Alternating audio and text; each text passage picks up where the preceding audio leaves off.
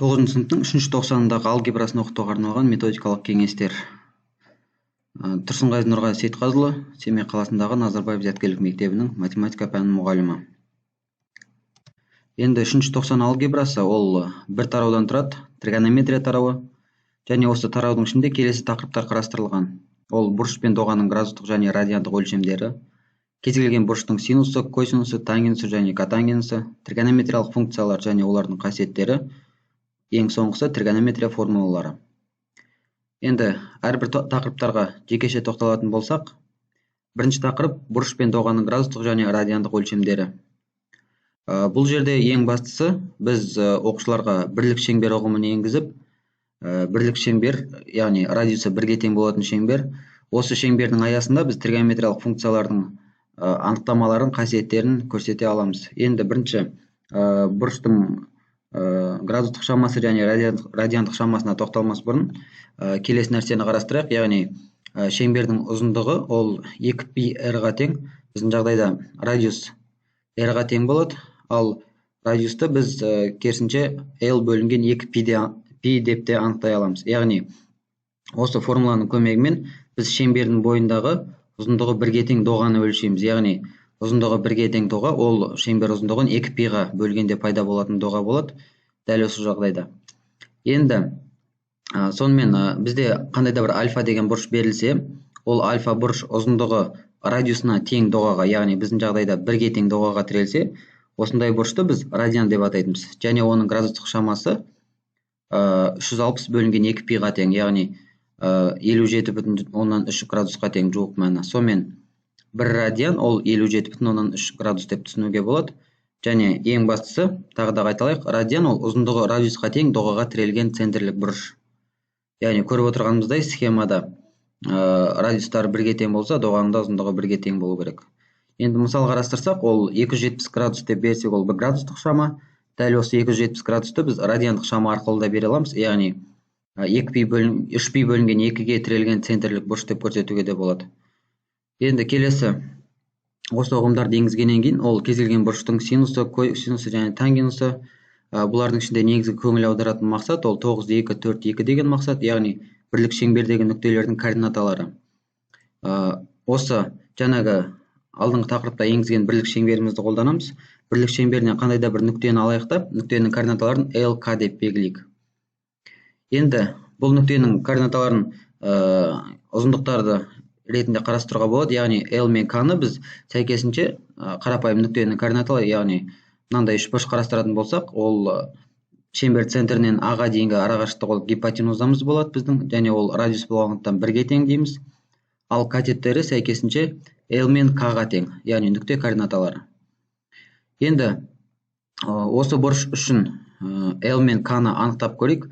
Енді біз қарап отырсақ, осы бұрышты, сүйір бұрышты біздің альфа деп алатын болсақ, біз келесі анықтамаларды қолдана аламыз. Яғни синустың анықтамасы бойынша синус альфа тең болады қарсы жатқан катет бөлінген гипотенуза, яғни K бөлінген R. R-дің бірге тең екендігін ескерсек, жай ғана синус альфа тең K дегенге шығады. Яғни K деген координатамыз ол синус альфаға тең болады. Сәйкесінше L деген координатамыз косинус альфаға тең болады. Сонымен қорытып айтқан кезде, бірлік шеңбердің бойындағы кез келген нүктенің координатасын біз синус және косинус арқылы бере аламыз. Мына сызбада берілген А нүктесінің координатасы сәйкесінше косинус альфа және синус альфа болады. Енді біз осы тригонометриялық функцияларды бірлік шеңбердегі тікбұрышты үшбұрышпен байланыстыратын болсақ, көріп отырсақ, біздегі осы альфа бұрышына қарсы жатқан катетіміз К-ға тең, ол қарсы жатқан катеттің координатасы синус альфаға сәйкес келіп тұр. Ал іргелес жатқан катет бізде L-ға тең, және L-дің ұзындығы сәйкесінше косинус альфаның мәніне сәйкес болады. Енді тағы да бір назар аударатын жағдай, біз А нүктесінің координатасы осы гипотенузаның OX осіне түсірілген проекциясына тең деп айтуға болады. Ал А нүктесінің екінші координатасы, яғни синусы, осы гипотенузаның Y осіне түсірілген проекциясына тең деп айтуға болады. Енді осы теңдіктерді қолданып, біз сәйкесінше тригонометриялық функциялардың анықталу облысы мен мәндер облысын шығарамыз. Яғни біздің келесі тақырыбымыз бірлік шеңбердің көмегімен тригонометриялық функциялардың қасиеттерін қорытып шығару. Енді қарап отырсақ, алдымызда бірлік шеңбер берілген геогебра бағдарламасында. Бірлік шеңберде бізде альфа бұрышы берілген. Альфа бұрышы тірелген А нүктесінің координаталары косинус және синус альфа болып табылады. Сәйкесінше косинустың мәні жаңа айтып өткендей OX осіндегі проекция, ал синустың мәні OY осіндегі проекция болып берілген. Енді біз косинустың градустық шамаларын қарастырайық. Көріп отырсақ, біз косинус альфа, яғни мәндері қызылмен белгіленген, бұрышымыз нөлге ұмтылған кезде, яғни бұрышымызда кеміте берсек, косинустың мәні 1-ге жақындайды, яғни 0 градустағы косинустың мәні 1-ге тең дейміз.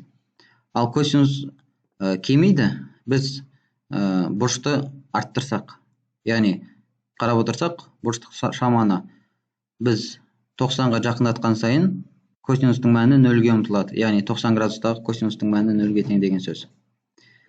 Сәйкесінше доғал бұрыштағы косинустың шамасы теріс сан, яғни біз косинус 90-нан үлкен 180-нен кіші болса, көріп отырған косинустың мәні теріс сан екендігін көріп отырмыз. Ал косинус 180 градуста, оның мәні -1-ге тең болады.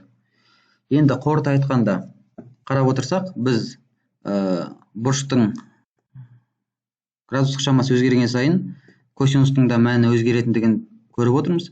Бірақ косинус ол 1-ден үлкен болмайды, және -1-ден кіші болмайды деп айтамыз. Яғни косинус функциясының мәндер жиыны 1-ден -1 аралығында шектелген. Енді дәл осындай қорытындыны біз косинустың периоды жайлы жасайық. Яғни көрейік, косинус ең кіші мәнін қандай жағдайда қабылдайды? Ең кіші мәнін -1 градустық шамасында, яғни -1-ге тең болады косинус, егерде градустық шамасы 180 градусқа тең болса. Ал 1-ге тең болады, егерде градустық шамасы 0 градусқа тең болса. Сонымен біз көріп отырғанымыздай, косинус бірлік шеңбер 360 градус айланған кезде өзінің барлық мәндерін қабылдап өтеді, яғни біз косинустың периоды осы жерде 360 градус екендігін көруге болады, яғни 2π-ға тең. Сәйкесінше синус жайлы қорытындылар жасайтын болсақ, синус жаңағы бізде косинус 1-ге тең болған кезде, яғни 0 градуста синусымыз 0-ге тең екен, ал бұрышымыз 90 градусқа ұмтылған кезде синус өзінің ең үлкен мәнін қабылдайды, яғни 1 деген мәнді. Сәйкесінше біз -90 градусқа кеткен кезде, яғни кері бағытпен қозғалған кезде біздің синус функциямыз тағы да -1-ге тең болады, өзінің ең кіші мәніне тең болады. Енді дәл осы бірлік шеңберді қолдана отыра, біз функциялардың өспелі кемімелі екендігін де анықтай аламыз. Мысалы қарап отырсақ, 0 мен π аралығын зерттейік, яғни 0 градус пен 180 градус аралығын зерттеуге болады, немесе 0 градус пен 90 градус аралығын зерттеуге болады. Ол әртүрлі функция үшін әртүрлі болатындығы түсінікті. Енді қарайық, косинус үшін зерттей көрейік. Мысалға, косинус 0 градуста 1-ге тең. Біз градустық шаманы арттырған сайын косинустың да мәні кеміп бара жатқандығын көріп отырмыз. Яғни біз -1-ге жетеміз 180 градуста. Сонымен біз айта аламыз, косинус 0 мен π, яғни 0 градус пен 180 градус аралығында косинустың мәні кемейді деп айта аламыз. Осындай монотонды аралықтарға бөліп, синус пен косинустың өсу немесе кемейтіндігін анықтауға болады.